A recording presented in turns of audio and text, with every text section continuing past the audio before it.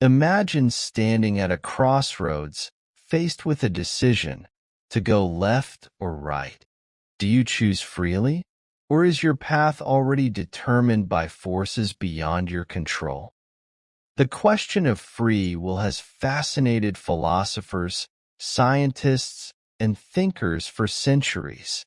Do we truly control our actions, or are we merely following a script written by nature, society, or something even greater?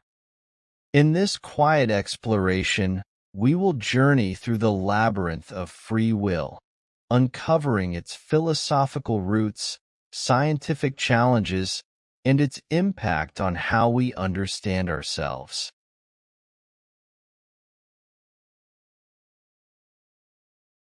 The debate about free will stretches back to ancient philosophy. The Greeks were among the first to ponder the tension between destiny and choice.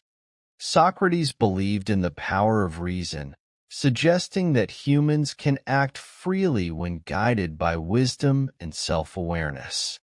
Aristotle added another layer, defining free will as the ability to deliberate and make decisions based on rational thought.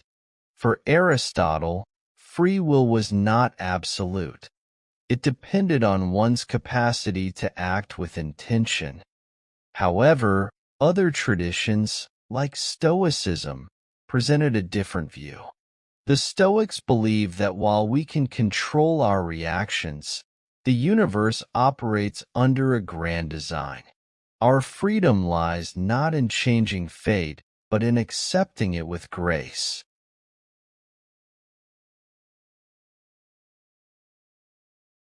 At the heart of the free will debate lies determinism, the idea that every event, including human actions, is determined by preceding causes. From this perspective, our thoughts and decisions are shaped by a web of factors: genetics, upbringing, environment, and even the laws of physics. French philosopher Pierre-Simon Laplace once argued that if we knew all the variables in the universe, we could predict every action, thought, and event with certainty. This view, known as causal determinism, challenges the very idea of free will. But if our choices are predetermined by prior causes, can we truly be held accountable for our actions?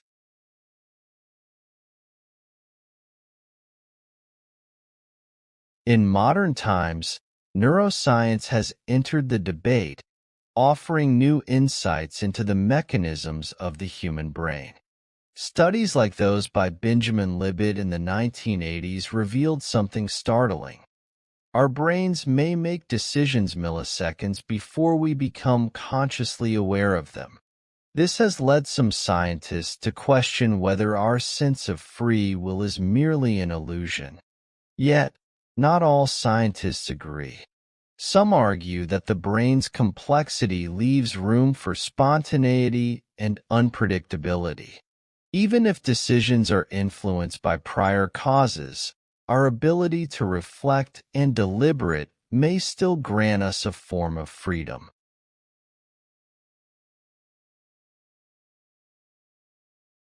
In philosophy, there is a position that seeks to reconcile free will with determinism. It is known as compatibilism. Compatibilists argue that free will does not require complete independence from causation.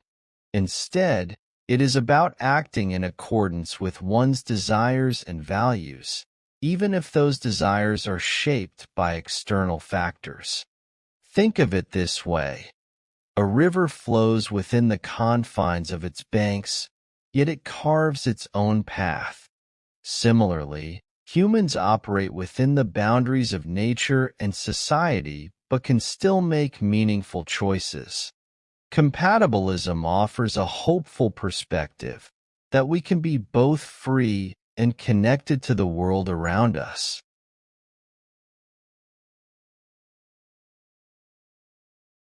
The debate over free will has profound implications for ethics and justice.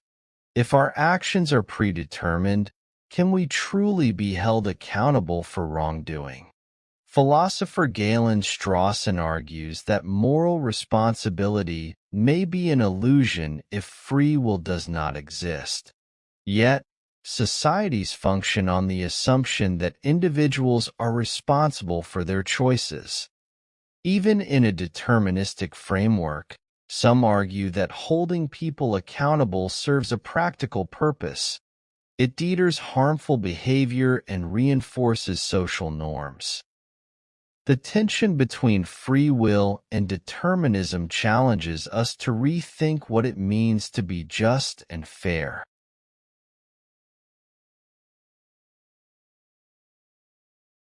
Existentialist philosophers like Jean-Paul Sartre took a radically different stance. They argued that humans are not bound by determinism but are condemned to be free. For Sartre, freedom is not a gift but a burden. Every choice we make defines who we are, and with that freedom comes responsibility. There are no excuses, no external forces to blame. Yet, this freedom can also be paralyzing. How do we navigate a world without preordained meaning?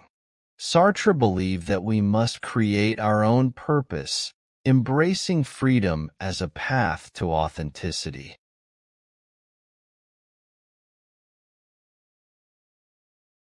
Whether or not free will truly exists, the belief in it has practical benefits. Studies show that when people feel they have control over their lives, they are more motivated, creative, and resilient. Conversely, rejecting free will entirely can lead to fatalism and a lack of accountability. As philosopher William James observed, the illusion of free will may be necessary for human flourishing. In the end, free will might not be about metaphysical certainty, but about empowering individuals to take ownership of their lives.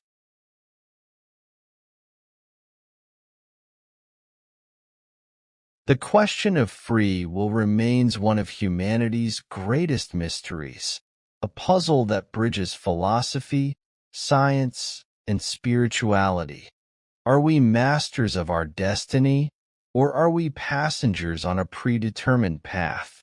Perhaps the answer lies not in choosing one side, but in embracing the complexity of the human experience.